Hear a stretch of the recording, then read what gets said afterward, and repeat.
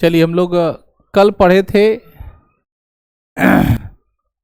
जो last time हम लोग कल क्लास करके पूरा किए थे वो लॉर्ड मिंटो तक हम लोगों ने किया था।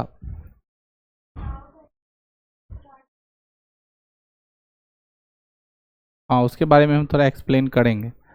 चार्टर एक्ट अलग से पढ़ाएंगे, ठीक है। चार्टर एक्ट थोड़ा हम लोग अच्छे से एक बार और कर लेंगे। लॉर्ड मिंटो, राजा रंजीत सिंह, पंजाब का इलाका। आप लोग बीए का एग्जाम दे रहे होंगे हिस्ट्री में, तो राजा रंजीत सिंह से सवाल पूछता है। रंजीत सिंह के स्थिति के बारे में वर्णन करें। रंजीत सिंह पंजाब के इलाके में उनका एक बहुत वर्चस्व था, तो ग्रेजुएशन में पढ़ना पड़ेगा, ठीक है ना, अगर आप होंगे तो। लॉर्ड मिंटो के बारे में कहा गया था कि इनका कार्यकाल 1807 से लेकर के 1813 तक का था, और इनका महत्वपूर्ण काम यही था कि अमृतसर की संधि 1809 में, ठीक है ना, महाराजा रंजीत सिंह और अंग्रेजी सेनापति चार्ल्स मेटकॉफ के बीच हुआ, जिसके द्वारा सतलज नदी और पंजाब एवं अंग्रेजी राज्यों की सीमा रेखा को मान लिया गया था। हम अगले तरफ बढ़ने वाले हैं, जिनका नाम है लॉर्ड हेस्टिंग्स। लॉर्ड हेस्टिंग्स जो हैं वो उनके शासनकाल में क्या हुआ उसके बारे में हम लोग जानते हैं। लॉर्ड हेस्टिंग्स के काल में 1813 में चार्टर एक्ट पारित किया गया, जिसमें ईस्ट इंडिया कंपनी को व्यापारिक अधिकार को एकाधिकार सीमित किया गया। अब इस कंपनी को भारतीय चाय एवं चीन के देश के साथ व्यापारिक अधिकार को छोड़कर शेष सभी व्यापारिक अधिकार को समाप्त कर दिया गया। साथ ही इसी अधिनियम के द्वारा भारतीयों को शिक्षा, साहित्य एवं विज्ञान में प्रगति के लिए प्रति वर्ष 1 लाख रुपए खर्च करने का प्रावधान भी किया गया। तो मैं बताया था आप लोग को, ये भी बात बता दिया था शायद, और आप लोग को बहुत मजाक टाइप का भी लग रहा होगा कि भाई कितना गंदा मजाक है हम लोग के साथ, ठीक है। ये सारा मैं पढ़ा दिया हूँ शायद, लॉर्ड विलियम बेंटिंग भी करा दिया था। हाँ, लॉर्ड विलियम बेंटिंग से पढ़ाना है ना। कोई भी व्यक्ति, कोई भी गवर्नमेंट अगर 1 लाख रुपए शिक्षा पर दे रहा होगा, तो आप स्थिति सोच रहे होंगे जमाने की शिक्षा किस तरह की रही होगी भारत की, उस प्रांत का किस तरह का रहा होगा। लेकिन खैर, जिस तरह की विधि व्यवस्था रही होगी उसी तरह में उन्होंने सोचा, ये बहुत बड़ी बात। यहाँ पर लॉर्ड विलियम बेंटिंग 1828 से लेकर के 1835 की बात करता है। इन्हीं के काल में 1833 में एक अधिनियम पारित हुआ, जिसके द्वारा बंगाल के गवर्नर जनरल को भारत का गवर्नर जनरल बना दिया गया। आपको याद होगा उस अधिनियम का क्या नाम है?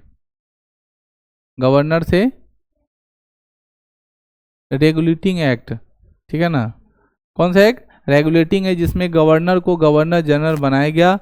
आप लोग को हम शुरू में पढ़ाए थे, ठीक है ना, कि रेगुलेटिंग एक्ट आया और भारत का गवर्नर जनरल दिया गया, और फिर इस तरह से लॉर्ड विलियम बेंटिंग बंगाल का अंतिम गवर्नर जनरल और भारत का पहला गवर्नर जनरल बनाया गया, ठीक है ना, याद रहेगा।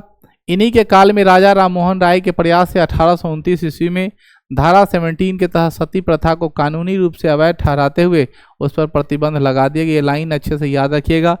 राजा राम मोहन राय ने किस गवर्नर जनरल के शासनकाल में सती प्रथा पर विरोध लगाया? उनका नाम है लॉर्ड विलियम बेंटिंग। 1833 में एक अधिनियम के साथ धारा 87 के द्वारा सरकारी सेवा में भेदभाव को बंद करके जाति या रंग के स्थान पर योग्यता को सेवा का आधार माना गया।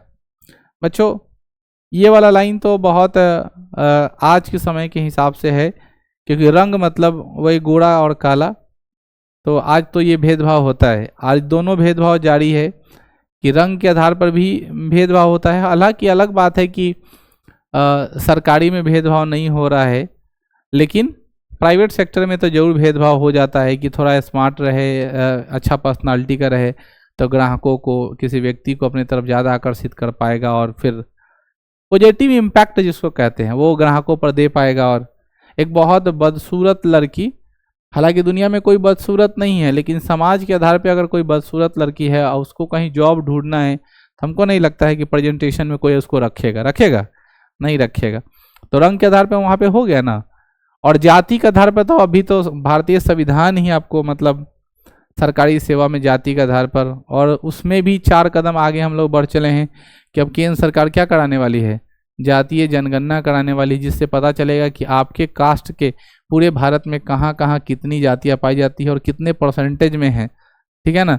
उसके आधार पर फिर आरक्षण का एक नया मॉड्यूल तैयार होगा और फिर आने वाले समय में पढ़ाई का स्ट्रेंथ कितना टफ होगा, ठीक है ना। अब थोड़ा मतलब हो जाएगा कि आप जनरल के लिए जो फाइट कर रहे थे, इस कैटेगरी का भी लाभ और जनरल के लिए भाग, तो स्वाभाविक सी बात है कि आपकी जनसंख्या ज़्यादा है और आपको सीट कम मिल रहा है। हो सकता है अब थोड़ा राहत हो इस दौर में। तो किसी का उम्र इस तरह ही गुजर गया और कोई शुरुआती में आके ही डायरेक्ट खोआ खाएगा। कहने का मतलब समझ रहे हो ना। इन सब चीज़ों से बहुत लोग क्या हो सकते हैं, बहुत ज़्यादा परेशान हो गए थे, परिताड़ित होकर के उस चीज़ को छोड़ दिया। लेकिन एक समय ऐसा भी आएगा जिसको क्या करेगा, कोई ग्रहण करेगा, उसका मज़ा लेगा, ठीक है। क्योंकि बिहार में चुनाव होने हैं और बिहार का चुनाव जो होता है वो जाति के बेस पे लड़ा जाता है, इसलिए एक जातिगत जनगणना का एक बड़ा सा बम फोड़ दिया गया ताकि बिहार में एनडीए की सरकार बन जाए। हालांकि आगे क्या होगा वो तो देखने का दिलचस्प मसला होगा, लेकिन तत्काल हम यही कहेंगे कि लॉर्ड विलियम बेंटिंक के शासनकाल में भी, ठीक है ना, योग्यता को आधार माना गया, मतलब क्वालिटी को। जिसके पास ज़्यादा क्वालिटी होगा, ज़्यादा योग्यता होगा, वो क्या करेगा, आगे जाएगा। जिसके पास योग्यता नहीं है वो क्या रहेगा, पीछे होगा। लेकिन उसमें होने क्या लगा कि योग्यता उसी के पास होगा जो पढ़ेगा, और सामाजिक बंधन में क्या होता था, छुआछूत होता था। बड़े जात के लोग पढ़ पाते थे, छोटे जात के लोग पढ़ नहीं पाते थे, जिसके कारण एक समाज कुएं और खाई वाली कंडीशन आ गई कि एक बांध है, एक बहुत खाई है। तो एक समाज बहुत नीचे जाने लगा, एक समाज बहुत ऊपर जाने लगा। तो इस दोनों को समानता समाज के मुख्य धारा के साथ जोड़ने के लिए अंबेडकर साहब ने 10 साल के लिए अस्थायी तौर पर क्या दिया, आरक्षण दिया। और वो अस्थायी आरक्षण आज तक किसी के पास हिम्मत नहीं हुआ कि उसको ख़त्म कर दिया जाए, ठीक है ना। तरह तरह के इसमें नए नए सुधार आने लगे, उस पर हम लोग वार्तालाप किए और स्थिति क्या है वो आप सबको पता है। इन चीज़ों को हम लोग बहुत बारीकी से समझेंगे। 1830 में कर्नल सलीमन के नेतृत्व में प्रदा प्रथा पर प्रतिबंध कर दिया गया और साथ ही ठगी प्रथा को भी प्रतिबंधित कर दिया गया। चोर डाकू एवं हत्यारों के समूह को ठग कहा जाता था, ठीक है। चोर डाकू और हत्यातारा को ठग कहा जाता है। हमको लगता है कि वही की शुरुआत ठग से होती है, अपने क्लासमेट से रबर ठग लेना, अपने क्लासमेट से पेंसिल ठग लेना, अपने क्लासमेट से 2-3 रुपया लेके आ रहा है तो भूजा खरीद के लाया तो 2 और ज़्यादा मार देना, लंच में उसका बढ़िया सब्जी है तो थोड़ा वो गपका देना। ठग की शुरुआत यहीं से होती है और उसी में कुछ दोस्त जो होते हैं वो किसी चीज़ के लिए फेमस हो जाते हैं, और जब वही सियाना सियाना जब हो जाता है, किसी बात पे झगड़ा होगा तो उसके बारे में कहेगा, अरे वो क्लास से जब पढ़ी रही ना दूसरा पहला में, तब्बे सो चंगला है, दूसरा के ठग के खा जाता था, पैसा लूझ लेता था। ऐसे ऐसे होते तो लोग आज के समय में सुनते होंगे। जो न कम से कम लड़कियों में तो कम से कम लड़कों में तो ऐसा होता है, और लड़का का समाज तो यही रहता है। जैसे अगर हमारे यार दोस्त 10 हैं और एक साथ रह रहे हैं, पढ़ लिख रहे हैं, एक ही गांव के न सब लोग पढ़ रहा होगा और एक ही जगह न रहेगा, कुछ आने वाले समय में तो कोई ना कोई तो ऐसा बात बताएगा ही कि वो तो लड़के से वैसा स्वभाव का है, तो आज नया कौन बात हो।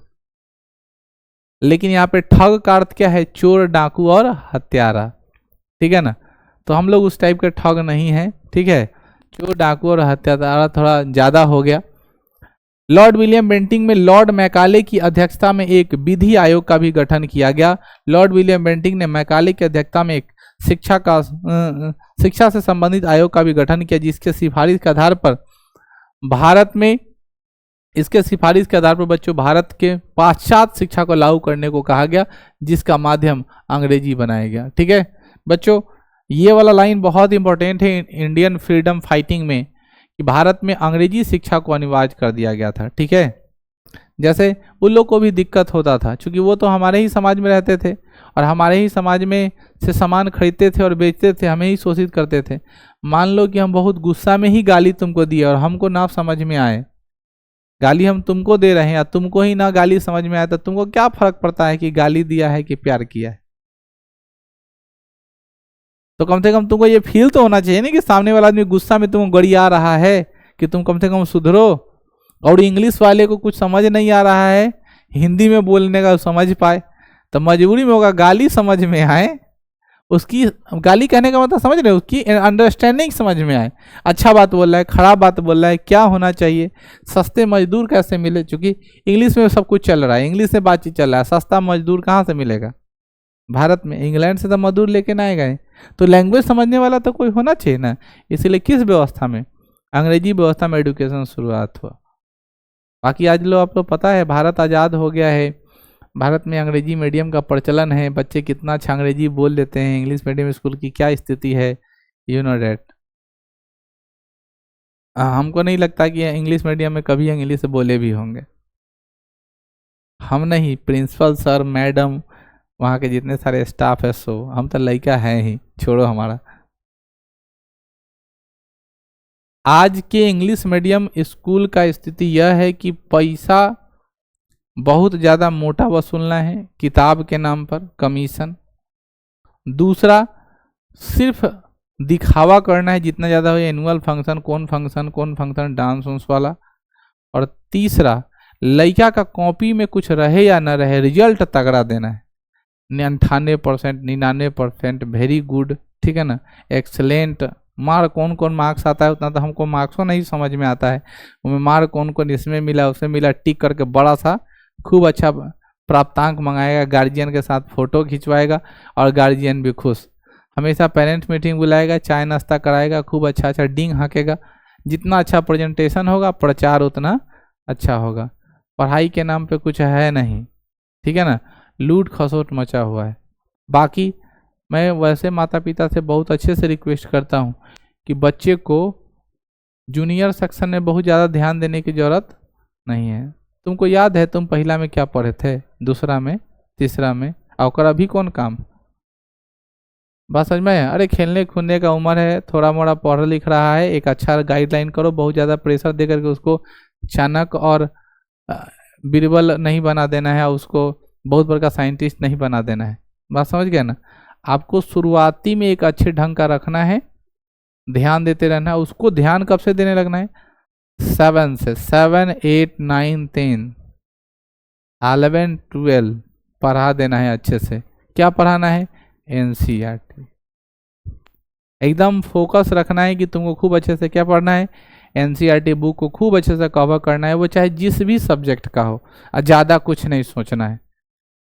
इंटरमीडिएट पूरा हुआ, ग्रेजुएशन में कोई अच्छे ढंग का सब्जेक्ट दिला दो जो इंटरेस्ट हो रहा है, और उसको 3 साल तपस्या करवाओ, और चौथे साल में जैसे ग्रेजुएशन कंप्लीट होगा रिजल्ट हो जाएगा। जहाँ तक मेरा व्यक्तिगत अनुभव है, जितना हमने अपने आप को बर्बाद किया है उसके अनुसार बता रहा हूँ। और बहुत ज़्यादा जीग जग पाथ में एडुकेशन देने की जरूरत नहीं, तेकाहू में से चाट लेते हैं, तेकाहू में से चाट लेते हैं, तेकाहू में से चाट लेते हैं, 100 में से चाटने के चक्कर में वो जहर हो गया बॉडी में, उससे कुछ होने वाला अब नहीं है। संपूर्ण जीवन का सार आपको बता दिए हैं, ठीक है ना। आप अभी किस अवस्था में हैं वो आप सोच लीजिए, और अगर आप इससे बचना चाहते हैं तो इसका अनुसरण कर लीजिए, सफलता मिल जाएगा। बात समझ में आई? हाँ, आज नहीं आने वाले पीढ़ी में भी नौकरियां आती रहेगी, नौकरी लगते रहेंगे, बहाना बनाने वाले बहाना बनाते रहेंगे, उसमें से एक हम भी हैं। बात समझ में आई? नौकरी नहीं लगेगा तो 1000 बहाना है, अगर आप टैलेंटेड होते तो आपको नौकरी होता। ये मान लो, ऐसा तुम कभी नहीं कर सकते कि ना ना आप बहुत तेज हैं, आपको ऐसे हुआ वैसे हुआ, ये सब कुछ नहीं चलेगा। जो नौकरी हासिल कर लिया है वो टैलेंटेड है, चाहे वो जिस तरीके से किया हो, और जो नौकरी नहीं लिया है वो बेवकूफ़ है, चाहे तुम कितना भी टैलेंटेड आदमी हो। और यही सच्चाई है, और इसको हम मानते हैं, तुम सबको भी मानना पड़ेगा, और वरना नहीं तो टैलेंट होने के बाद भी रोड पर भटकोगे, तुम्हारा कोई वजूद नहीं रहेगा। बुझे? हाँ, समझा दिए हैं। अंग्रेजी में बनाया गया शिक्षा के क्षेत्र में लॉर्ड विलियम बेंटिंग के पाश्चात्य शिक्षा के विकास के लिए महत्वपूर्ण कार्य किए गए। हालांकि प्राच्य विद्या के समर्थकों का नेतृत्व विल्सन और प्रिंसेप ने किया था, जबकि पाश्चात्य शिक्षा का समर्थकों का नेतृत्व ट्रेवलियन और राजा राम मोहन राय ने किया था। ये पाश्चात्य शिक्षा क्या होता है आपको समझ में थोड़ा आनी चाहिए। देखो बच्चों, ऐसा एडुकेशन जिस एजुकेशन से हमारा कल्चर के बारे में जानकारी मिले, कल्चरल डेवलपमेंट हो, या तुम कह सकते हो अंधविश्वास समझते हो, ढोंग, ठीक है ना, ढोंग के बारे में अगर आप जानना चाहें तो अगर आपको बचपन में है आपके अंदर बहुत सारा अंधविश्वास आपको पता चल गया, बहुत सारा अंधविश्वास, बचपन का अंधविश्वास का लिस्ट है। दांत टूट जाएगा, दूभी में हला देना है, रबर बना हुआ है दूध और पेंसिल के छिलके से, ठीक है ना, धरती के नीचे एक और धरती है, धरती के ऊपर आकाश है, धरती से एक नाक के गर्दन पर टिकल है, जब भी हिलता है तब भूकंप होता है। अनसुने कहानियां बचपन के हैं, ठीक है ना। आकाश से मछली बरसता है, ठीक है, ऊपर से सेंटा क्लॉज कुछ आकर के दे देता है 108 आदमी से सिग्नेचर कराने पर, ठीक है। सबसे इम्पोर्टेंट बात, भूत होता है, ठीक है ना। अगर तुम नहीं खाओगे तो कोई दूसरा खा जाएगा भूत आकर के, इसलिए तुमको मजबूरी में जल्दी जल्दी खा लेना है। इस तरह के बहुत सारे, ठीक है ना, फायर ब्रिगेड अंधविश्वास बचपन का होता है, ठीक है ना। लेकिन जैसे जैसे आप सियाने होते गए वैसे वैसे, ठीक है, दशहरा का टाइम होता था, लहसुन प्याज, ठीक है ना, वो मरचाई उचाई बड़का बड़का आँख में करीखा लगा लगा के बताते थे, नाभि में लगा लेके बउआ रहा है, क्यों? क्योंकि डाइन जोगिन नहीं करे। अभी तुम देखो नवरात्र का पहला दिन होता है तो और अच्छे से तैयार होते हैं, फैशन उसन मार के एकदम अच्छे से निकलते हैं। जिसको डाइन करना है खुल्लम खुल्ला चैलेंज आकर डाइन कर दो। अभी का यही है ना, बताओ तुम लोग अब सियाने हो गए हो तो तुम कौन इसमें नींबू मिर्चाई लहसुन लेकर बउआ रहे हो। और यदि नवरात्र का पहला दिन होता है उस दिन और अच्छा ड्रेस पहन के मंदिर जाना है, 2-4-10 को देखने वाला होगा, ठीक है ना, अच्छे से तैयार हुआ हो के एकदम, तैयार होने के बाद एगो डाउन भी कर लेते हो और तब जाते हो, ताकि तुम माहौल में अट्रैक्टिव बने रहो। ऐसे ही चलते रहता है। तो आप इसको नहीं कह सकते कि ये सब एक तरह का अंधविश्वास है, बाकी कुछ नहीं। एक लड़की बहुत गुस्से में पागल थी और कह रही थी कि देखिए वो लगातार देख रहा है, ठीक है ना। उससे सवाल पूछा गया कि तुम घर पे कैसी थी, तो घरे लूजर पहने थे, टी शर्ट पहने थे, बाल की स्थिति कैसी थी, तो बिखरा पड़ा था, चेहरे की स्थिति थोड़ा गंदा था। अभी क्या करने आए हो, तो सब्जी खरीदने आए हैं। सब्जी खरीदने आए हो तो जैसे थे वैसे आ जाते, इतना सजने संवरने की क्या जरूरत है। तो मेरा लाइफ हम सजे संवरे नहीं, हम सजे संवरेंगे नहीं तो देखिएगा लोग कैसे। अरे पागल, यही बात हम ना कह रहे हैं, इसीलिए तो वो देख रहा था, तुम दिखा रहे हो तो वो देख रहा है, इसमें बुरा क्या है। ये हम या आप, हम सभी पारिकाल्पनिक आदमी, ठीक है। पारिकाल्पनिक का मतलब कल्पनाओं से भरा पूरा।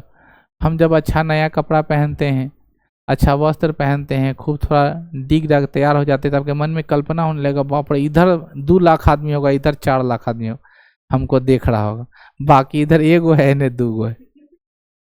लेकिन तुम्हारे मन में एक तरह का काल्पनिक बात आ जाता है कि ओफ बहुत आदमी देख रहा होगा हमको, पूरा आदमी मार्केट का देख रहा होगा हम ही को, कोई किसी को नोटिस नहीं कर रहा है। लेकिन ऐसा माहौल बन जा रहा है, ऐसी फीलिंग आ जा रही है जिससे आपको परिशोषित हो जाएगा। ऐसे समझिएगा कि आप कौन है। हाँ क्या लो, किसका है? अभी करवाना है, रात को मैसेज कॉल जाएगा। अब फोटो, हाँ तो किसका फोटो लगेगा? तो यहाँ मोबाइल पे फोटो खींच के भेज देना व्हाट्सएप पे। ईमेल है बुआ? हाँ, मोबाइल नंबर कौन सा है? वही वाला जो है मम्मी वाला, ठीक, उसी से व्हाट्सएप पे फोटो खींच के भेज देना, ठीक है, हो जाएगा अप्लाई। स्ट्रीम कौन सा है, साइंस या आर्ट्स? साइंस करना है ना, हाँ ठीक। कितना है? हाँ ठीक, हाँ हाँ जिला स्कूल में डाल देंगे, फिर नथनी में डाल देंगे।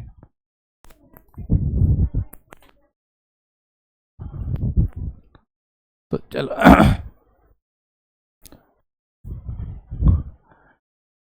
लॉर्ड विलियम बेंटिंक के कल हम तो बता रहे थे ये कल्चरल एडुकेशन के बारे में, कि ऐसा एडुकेशन शिक्षा लो जिससे आपके समाज के इस अंधविश्वास को दूर किया जा सके। आपकी नज़र में क्या गलत है क्या सही है, उस पर आप क्या कर सको, देख सको, और उस पर तुम बहस कर सको, ठीक है ना।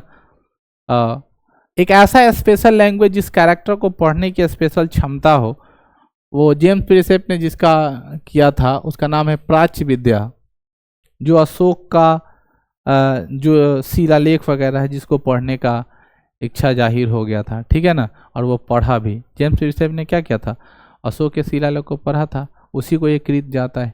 इसीलिए वह एजुकेशन को क्या करता था, सपोर्ट करता था। लेकिन राजा राम मोहन राय कैसा एजुकेशन चाहते थे, ये सब अंधविश्वास को कोई मानने के लिए तैयारी नहीं, कोई सपोर्ट करेगा तभी तो बात आगे बढ़े, ठीक है ना।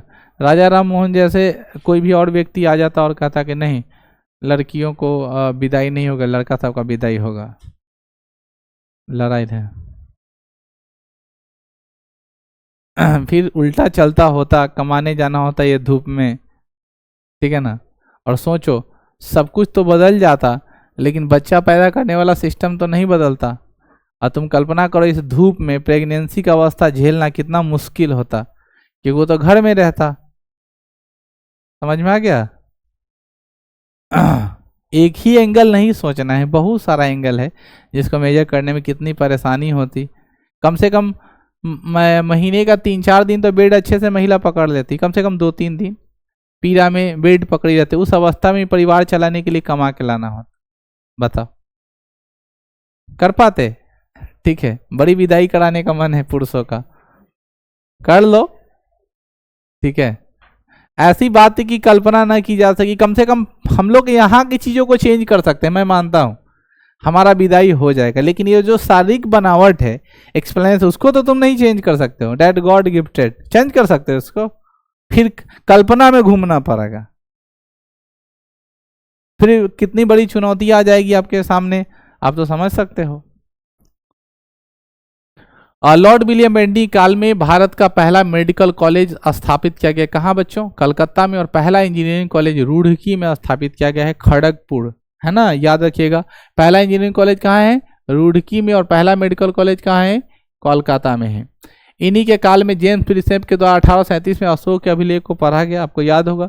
लॉर्ड विलियम बेंटिंग के काल में जेम्स प्रिंसेप ने क्या पढ़ लिया, अशोक का शिलालेख। अशोक कितने शिलालेख लिखता था, 3 शिलालेख के, पहले का नाम क्या है, स्तंभ, ठीक है ना, शिलालेख, गुहालेख और स्तंभ लेख, ठीक है। इन्हीं के काल में रॉबर्ट मार्टिन बर्ड ने निरीक्षण में उत्तर पश्चिम प्रांत में भूमि कर व्यवस्था का भी क्या किया गया, सुधार किया गया।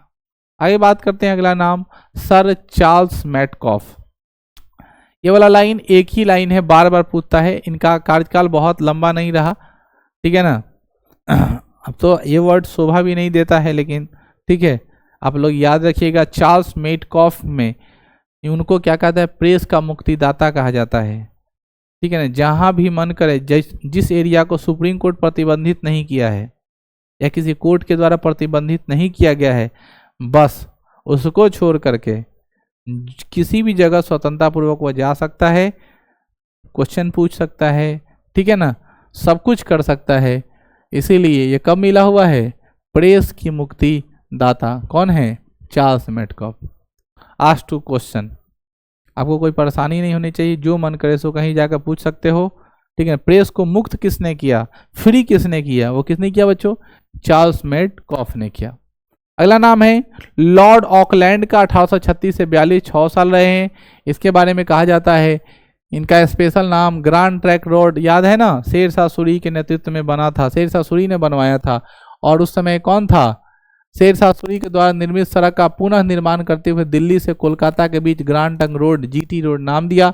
लॉर्ड ऑकलैंड के काल में प्रथम आंग्ल अफगान युद्ध 1642 तक चलता रहा। मतलब अफगानी और किसके बीच, अंग्रेजों के बीच में लड़ाई होने लगा। अफगानी लोग का जो अपना एक वर्चस्व स्थापित करने के लिए, ठीक है ना, उन लोगों ने भी क्या किया। हमको एक बात याद आ रहा है कि अफगानों से जितने सारे आरंकत आए, मतलब वही विदेशी आक्रमणकारी आए, वो सब कैसे थे, भारे का गुंडा, ठीक है ना। और धीरे धीरे धीरे धीरे वो अपना वर्चस्व को क्या किया, मजबूत कर लिए। इसका मुख्य कारण क्या है, भारत की कमजोर मनोदशा, समझ रहे हो ना। ये बहुत जरूरी होता है कि आप अपने आप को बाहरी रूप से मजबूत दिखाएं, भले अंदर से टूटे पड़े हैं, कमजोर पड़े हैं, लेकिन आपको बाहरी रूप से मजबूत दिखाना पड़ेगा, ताकि आपको जैसे आज के समय में भारत की क्या स्थिति है, अगर वही बात है कि बाहरी रूप से हम लोग बहुत मजबूत हो गए हैं, और यहाँ आज भी फ्री में राशन के लिए लोग लड़ाई कर रहा है कि फ्री में मिल जाए तो 2 वक्त का खाना कर। भारत की स्थिति पूरे वर्ल्ड में डंका बज रहा है कि भारत बहुत ये है वो है, दिस है डेट है, हमारा नेतृत्व करता आदमी बहुत ज़्यादा बड़ी बड़ी बातें कर रहा है, ठीक है ना। होता होगा कहीं सच में, क्योंकि हम लोग की उतनी लेवल नहीं है, जानकारी नहीं होगी या उतनी अच्छी पहुंच नहीं, जिससे हम लोग भारत में बड़े बड़े चीज़ों को नहीं देख पा रहे हैं, कहीं होता होगा। तो विदेश में जा रहे हैं तो हम लोग का डंका बज रहा है कि वो सोचता होगा कि भारत में ऐसा प्राइम मिनिस्टर है जो ऐसे कर दिया वैसे कर दिया, और हम लोग यहाँ देख रहे हैं कि कथी हुआ है, कुछ तो समझ ही नहीं रहा है, जैसे पहले था वैसे है। क्या डेवलपमेंट आया तुम्हारे आसपास में, बताओ, कुछ नज़र आ रहा है? जैसे था वैसे है, कुछ नहीं चेंजिंग आ रहा है, तो हम कैसे मान लें कि विकास हो रहा है? ये सब तो खाली बवाले हो रहा है। लॉर्ड एनरोलो के बाद हम बात करते हैं 1842 से लेकर के 1844 ईस्वी में। कहता है लॉर्ड एलन वरो के काल में चार्ल्स नेपियर के नेतृत्व में अंग्रेजी साम्राज्य में सिंध विलय 1843 ईस्वी में कर लिया गया। इन्हीं काल में प्रथम आंग्ल अफगान युद्ध की समाप्ति हो गई। तो एक में शुरू हुआ है, दूसरे में समाप्ति हो गई। ये वाला लाइन याद रखना क्योंकि यहाँ पे क्वेश्चन बना देगा। लॉर्ड ऑकलैंड शुरू करवाया था और लॉर्ड एनरोलो क्या किया था, खत्म करवा दिया। अगला नाम आता है बच्चों लॉर्ड हार्डिंग की। लॉर्ड हार्डिंग की हम लोग चर्चा करते हैं। लॉर्ड हार्डिंग के काल में पंजाब के क्षेत्र में आंतरिक कलह का लाभ उठाकर अंग्रेजी सेनापति के हस्तक्षेप करना प्रारंभ कर दिया, जिसके कारण पंजाब राज्य एवं अंग्रेजी सेना के बीच में युद्ध प्रारंभ हो गया और जिसे आंग्ल सिख युद्ध के नाम से जानते हैं। देखो, आंतरिक कलह मैंने आपको बताया था, जब भी आप अपना आंतरिक कलह कहीं भी परिपोस्ट करते हैं, दिखाते हैं, उससे क्या हो जाती है, लोग उसका फायदा उठाते हैं। नॉर्मल सी बात है कि हम अपने दोनों भाइयों के बीच में झगड़ा किसी समाज के सामने प्रदर्शित करेंगे तो तीसरा उसमें एंट्री लेगा और उसका क्या करेगा, लाभ उठाएगा।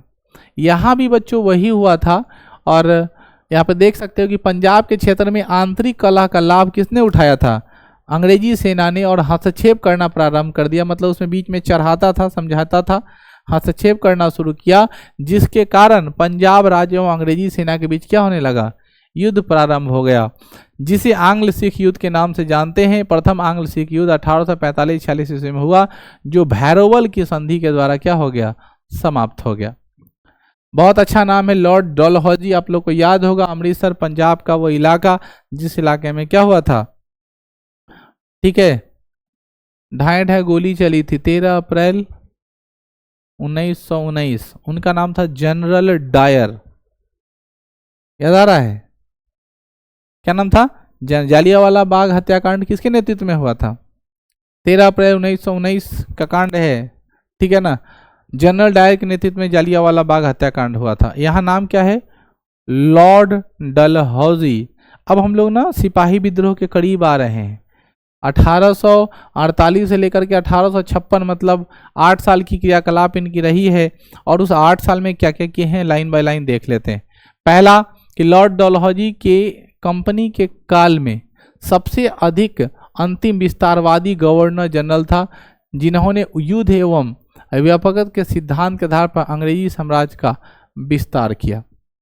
क्या है कि अंतिम विस्तारवादी गवर्नर लॉर्ड डलहौजी ऐसा था। इसके बाद कोई ऐसा गवर्नर नहीं हुआ जो क्या किया, अंग्रेजों के सीमाओं को आगे बढ़ाने की कोशिश की। आपको याद होगा मैंने कहा था कि भारत में तो अंग्रेज का शासन था ही, वो नेपाल की तरफ भी क्या हो गया था, बढ़ गया था। नेपाल का इलाका को भी क्या करता था, अपने में मिलाने की कोशिश करता था। तो आपको फिर लास्ट में सुगौली की संधि होकर के क्या हुआ, रुका। याद आ रहा है हमारी बात, सुगौली की संधि होकर के हम लोगों ने क्या किया, रोक दिया। ठीक उसी प्रकार यहाँ पर भी है कि इन्हीं के काल में द्वितीय आंग्ल सिख युद्ध हुआ था और पंजाब को ब्रिटिश साम्राज्य में शामिल कर लिया गया।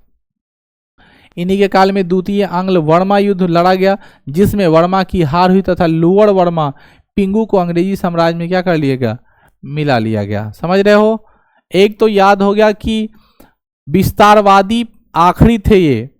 दूसरा, द्वितीय आंग्ल सिख युद्ध पंजाब और ब्रिटिश के साथ हुआ है। द्वितीय आंग्ल वर्मा युद्ध हो गया और जो लोअर जो था उसको अंग्रेजी क्षेत्र में मिला लिया गया। लॉर्ड डलहौजी के शासनकाल में भारत में मुंबई से थाने पहली बार ट्रेन चलाई गई थी? याद रखिएगा, लॉर्ड डलहौजी के शासनकाल में मुंबई से थाने पहली बार क्या की गई थी? ट्रेन चलाई गई थी। ये भी आपको याद रखना है, ठीक है, क्योंकि यहाँ से क्वेश्चन पूछता है कि पहली बार भारत में जब रेल की यात्रा कराई गई थी तो उस समय के कौन गवर्नर जनरल कौन थे? तो नाम क्या बोलिएगा? यहाँ पे लिखता है कि लगभग 34 किलोमीटर की दूरी तय की गई थी। वो गाड़ी कौन सी थी? मालगाड़ी थी, जिसका नाम ब्लैक ब्यूटी था। कौन था? Black beauty. मुंबई से थाने के बीच 16 अप्रैल 1853 ईस्वी को एक ट्रेन चलाई गई ब्लैक ब्यूटी के नाम से। कौन सा? काला भी आजकल सुंदर होने लगा है, ठीक है ना। हालांकि ब्लैक कलर बहुत फेमस कलर रहा है आज के ज़माने का पसंद।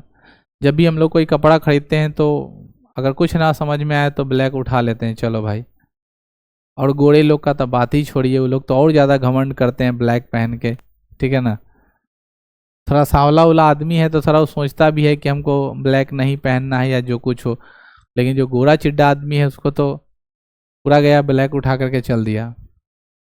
यहाँ पे भी वही कह रहा है, देखेंगे कि लॉर्ड डलहौजी के शासनकाल में 34 किलोमीटर की यात्रा दूरी तय की गए थे। मुंबई और ठाणे के बीच में मालगाड़ी के रूप में वो था जिसका नाम क्या था? Black beauty. तो अब याद रख पाएंगे कि भारत में पहला ट्रेन का नाम क्या था? Black beauty. क्या नाम है? Black beauty. लॉर्ड डलहौजी को भारतीय रेलवे का जनक कहा जाता है। लॉर्ड डलहौजी क्या माना जाता है? भारतीय रेलवे का जनक, क्योंकि इन्होंने ही इंडियन रेलवे को आज के समय में इतना ज़्यादा डेवलप किया। इंडियन रेलवे से याद आ रहा है, जब आप कोडिंग डिकोडिंग पढ़ेंगे तो आई का उल्टा आर है, ठीक है, आई का उल्टा आर है इंडियन रेलवे। जी का उल्टा टी होता है, जिसको हम लोग ग्रांड ट्रंक रोड कहते हैं, जीटी रोड। तो जी का उल्टा क्या होता है? टी होता है। वो जब आप रीजनिंग बनाइएगा वहां पे आपको काम आएगा ये। भारत में रेलवे का सर्वाधिक विस्तार लॉर्ड कर्जन के काल में हुआ। किसमें? लॉर्ड कर्जन के काल में। लॉर्ड कर्जन के काल में 1905 में भारतीय रेलवे बोर्ड की स्थापना हो गई। बहुत अच्छा लाइन है, अच्छे से याद रखेंगे। भारतीय रेलवे बोर्ड की स्थापना कब हुई बच्चों? 1905 में। भारतीय रेलवे बोर्ड की स्थापना कब हुई? 1905 में। भारत में पहली ट्रेन कब चली है? 16 अप्रैल 1853 को। कहाँ से कहाँ तक? मुंबई और ठाणे के बीच। कितने किलोमीटर की दूरी? 34 किलोमीटर की दूरी। कितने किलोमीटर की दूरी? 34 किलोमीटर की दूरी। ट्रेन का क्या नाम था? Black beauty. 1854 ईस्वी में पोस्ट ऑफिस एक्ट पारित किया गया, जिसके द्वारा भारत में डाक एवं तार विभाग की स्थापना किया गया। साथ ही 2 पैसे की टिकट प्रत्येक पत्र पर लगने का कानून बना दिया गया। ये निर्णय लिया गया कि 2 पैसे प्रति टिकट पर हम लोग क्या करेंगे? लगाएंगे। डाक एक्ट बनाया गया। वही आप लोग शायद अब तो लेटर उटर भेजते ही नहीं होगा, हमको तो पता है कि आप लोग लेटर भी कहीं भेज पाओगे नहीं आज के समय में, उस पर भी आफत है। मेल भेज रहे हो, ईमेल भेज रहे हो, फैक्स कर सकते हो, ठीक है ना, टेक्स्ट मैसेज कर सकते हो, वॉइस मैसेज कर सकते हो, ये सब आप लोग कर पा रहे हो। एमएमएस बना के डाल दे रहे हो, ठीक है। एमएमएस वर्ड जो है वो बहुत फेमस इसलिए है कि तुम लोग उसको गंदे नजरिए से हमेशा देखे हो। एमएमएस का मतलब वो नहीं है जो तुम समझ रहे हो। GSM global system for mobile, ठीक है ना, एसएमएस शॉर्ट मैसेजिंग सर्विस। तो ये सब जो बात है वो कुछ वर्ड ऐसे ना बदनाम हो जाता है, जैसे बोला कि चक्कर में है, तो ये चक्कर वर्ड खराब है, लेकिन चक्कर का मतलब थोड़े है कि सिर्फ चक्करे है। दुनिया का हर एक व्यक्ति एक दूसरे के चक्कर में है। सिर्फ व्यक्ति ही नहीं, ब्रह्मांड के जितने सारे पार्टिकल्स वो एक दूसरे के चक्कर में है। जिस दिन चक्कर लगाना छोड़ा सब ब्लास्ट कर जाएगा, ठीक है ना। तुम पढ़ने के चक्कर में हो, हम पढ़ाने के चक्कर में हो, तुम यहाँ ज्ञान अर्जन करने के चक्कर में हो, माल अर्जन करने के चक्कर में, लेकिन है चक्कर में। चक्कर गड़बड़ाया, कहानी खत्म। इसे कॉम्बिनेशन कभी काल गड़बड़ा जाता है तो चक्कर लगाना छोड़ देता है आदमी। ये कॉम्बिनेशन गड़बड़ाने लगा, बस बोला कि नहीं अब कॉम्बिनेशन नहीं हो रहा है तो क्या करे, छोड़ो हटा, एनर्जी वेस्ट करने से क्या फायदा। ताबड़तोड़ आते रहा है तो आदमी का टेंशन बना हुआ है कि आ रहा है भाई, गाय दूध दे रही है तो चारा देना पड़ेगा, वरना फिर गाय लथाड़ मार देगी तो फिर दिक्कत। लॉर्ड डलहौजी के काल में भारत में औद्योगिकरण की शुरुआत किया गया। औद्योगिकरण का जन्मदाता लॉर्ड डलहौजी का कहा जाता है। भारतीय रेलवे का जनक लॉर्ड डलहौजी। आधुनिकीकरण का दाता जनक कौन है भारत में? अभी आधुनिकीकरण क्या होता है? आधुनिकीकरण का अर्थ ऐसे संबंध से जिसमें क्या क्या सॉरी औद्योगिकरण है, माफ करना। औद्योगिकरण का अर्थ ऐसे क्षेत्र से होता है जिसमें फैक्ट्री के क्षेत्र में, उत्पादन के क्षेत्र में हम लोग क्या करते हैं, आदमी के जगह पर बड़े बड़े नए नए तांत्रिक नए नए मशीनरी हिसाब से जो आधुनिक मशीन है, जो इलेक्ट्रॉनिक डिवाइस है, उसका हम लोग अधिक से अधिक इस्तेमाल करें और अधिक से अधिक बाजार में हम लोग टच करने की कोशिश करें, कम लागत पर प्रोडक्ट को बनाया उसको बेचने की बात करें। तो आदमी में तो लागत ज़्यादा लग जाएगा, इसलिए बड़े बड़े मशीन फैक्ट्री के क्षेत्र में इस्तेमाल किए जाने लगे। इसी को हम लोग क्या रखा, औद्योगिकरण का नाम दे दिया। इन्हीं काल में 1884 में पहला सफलतम सूती वस्त्र उद्योग बंबई में, पहला जूट उद्योग 1855 में कलकत्ता में स्थापित किया गया। देखो क्या कहता है कि लॉर्ड डलहौजी के शासनकाल में 1854 में पहला सूती वस्त्र बंबई में, याद है ना, ये वाला लाइन पूछता है कि पहला सूती वस्त्र कब खोला गया, 1854 में। कहाँ खोला गया, मुंबई में। गवर्नर कौन थे, लॉर्ड डलहौजी। जूट उद्योग कहाँ है, कोलकाता में। जूट क्या होता है, पटुआ को क्या कहते हैं, जूट कहते हैं। वो कोलकाता में ज़्यादा आता है। उसमें काम करने वाला फैक्ट्री को चटकल कहते हैं। उसमें लोग जो ज़्यादा काम करता है, जो सूती का बोरा उड़ा जो आता है देखे ना बने हुए, वो सब जूट का बना होता है। 1852 में लॉर्ड सोंधनेसी की अध्यक्षता में विद्युत तार विभाग की स्थापना भी किया गया था। ये विद्युत तार विभाग की स्थापना की गई थी 1852 में। 1854 में शिक्षा से संबंधित वुड डिस्पैच पारित किया गया, जिसमें भारतीय शिक्षा का मैग्ना कार्टा की संज्ञा दिया गया। इसके आधार पर ही कलकत्ता, मद्रास और मुंबई में एक विश्वविद्यालय की स्थापना कर दी गई। ठीक है, मतलब कलकत्ता में भी एक विश्वविद्यालय हुआ, मद्रास में भी हुआ और एक मुंबई में भी हुआ। आगे हम आपको पढ़ाएंगे। कलकत्ता विश्वविद्यालय की एक महिला थी जो भारतीय राष्ट्रीय कांग्रेस में 72 अनुयायियों के साथ जब भाग ली, तो पहली बार एक कदामनी गांगुली नाम की महिला थी जिसने क्या किया, इंडियन नेशनल कांग्रेस में भाषण दिया। कदामनी गांगुली आएगा नाम, आगे बढ़ाएंगे। इसके द्वारा उच्च वर्ग को शिक्षित करने की बात कही गई, जिसके कारण शिक्षा छन धीरे धीरे कर स्वतः निम्न वर्ग की तरफ आने की बात कहा गया। इस सिद्धांत को परा निश्चेंद्र यानी अल्ट्रा फिल्ट्रेशन कहा जाता है।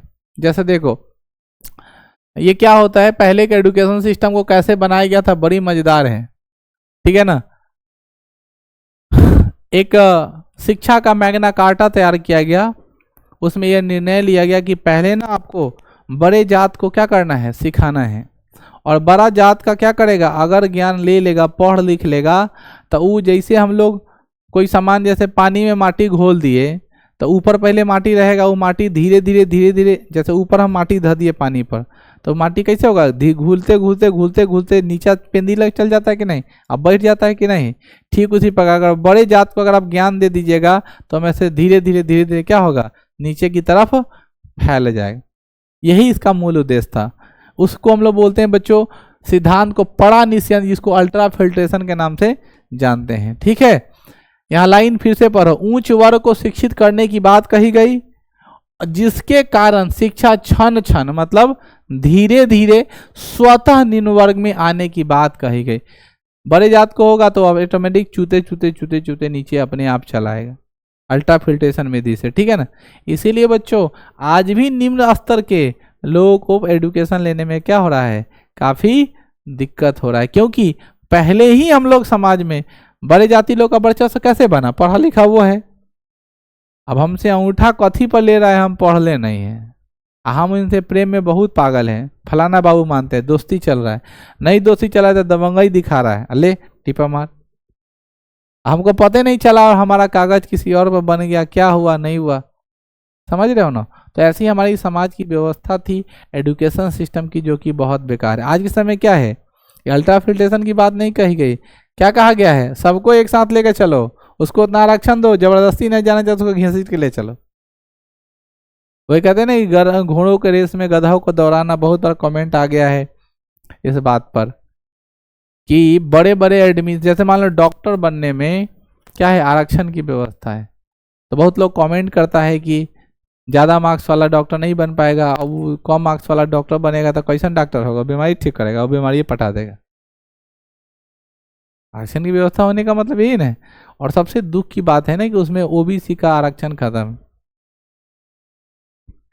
जिसको मिलना है उसको तो मिल ही जाता है, और जिसका जरूरी है नेसेसरी जो मध्यम वर्गीय का उसको तो कुछ मिल ही नहीं रहा है, बहुत परेशान है।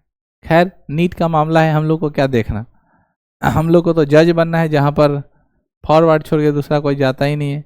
ओबीसी चला गया, SC ST तो जाता ही नहीं है।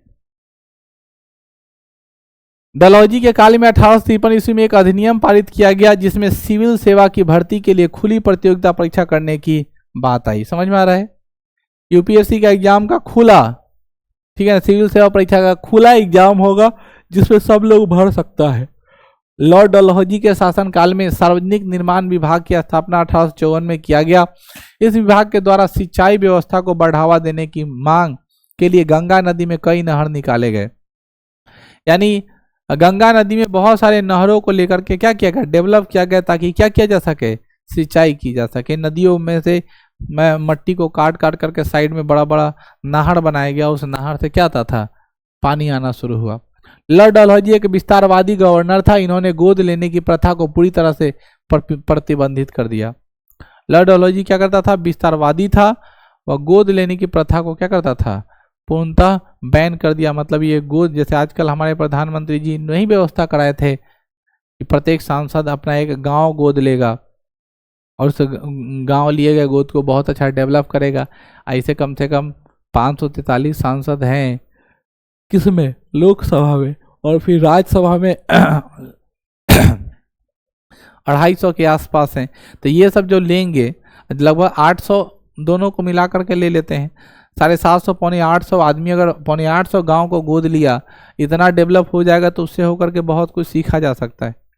लेकिन सभी लोगों ने पेपर पर ही गांव को गोद लिया और पेपर पर ही विकास कर दिया, ठीक है ना, और हमारा देश वर्ल्ड विश्व गुरु बन करके रह गया। ठीक है, तो हम लोग आज इतना ही तक रखेंगे। इसके बाद लॉर्ड डलहौजी की हड़प नीति की व्यवस्था के बारे में अगले दिन पढ़ेंगे। ठीक है, हड़प नीति वाला बात तो आप लोग को समझ में आएगा, ठीक है ना, क्योंकि आप लोग तो खुद हड़पने वाले आदमी हो। लॉर्ड डलहौजी भारतीय ब्रिटिश साम्राज्य को शामिल कर लिया था। इस सिद्धांत पर ब्रिटिश साम्राज्य में शामिल होने वाला पहला राज्य सतारा महाराष्ट्र में था, जिसे 1848 में ब्रिटिश साम्राज्य में नहीं शामिल कर लिया गया। सतारा के राजा अप्पा साहब ने अपनी मृत्यु के कुछ समय पहले कंपनी को अनुमति के बिना एक दत्तक पुत्र बना लिया था। अतः लॉर्ड डलहौजी ने सतारा को आश्रित राज्य घोषित करके उसको ब्रिटिश में क्या कर लिया, शामिल कर लिया। दत्तक पुत्र समझते हो, दत्तक पुत्र का मतलब आप कहीं से ले आए, आपका लड़का फैका नहीं हो रहा था, को कोनो लड़का कर लिया और अपना नाम दे दिए, सर नेम दे दिए और बोले ठीक है। रतन टाटा के बारे में आप लोग तो सुने ही होंगे, ठीक है ना, उनका कोई मैनेजर है, किसको कितना संपत्ति मिलेगा। टिकटॉक दुनिया से, वो इंस्टाग्राम फैमिली से तो हमें ये भी पता चला कि उनका एक कुत्ता है उनका एक कुत्ता है और उस कुत्ते को क्या है, संपत्ति मिला हुआ है। बताओ, कुत्ता संपत्ति लेके क्या करेगा? अच्छा होता उस कुत्ता के जगह पे हम होते। इससे पता चलता है कि धन कितना जरूरी है। आदमी का औकात कुत्ता से भी बेकार है। वो अगर किसी इंसान को देके जाते तो उसका लग्जरी लाइफ होता, अभी कुत्ता को देके गए। बताओ अब क्या होगा आने वाले समय में, जब कुत्ता मर जाएगा, हो गया वो जमीन क्या हो जाएगा, गवर्नमेंट अपने अंडर में ले लेगी, उसको कोई लेने वाला नहीं तो क्या करेगा। चलिए इतना ही रहने देते हैं हम लोग, अगले दिन फिर देखेंगे।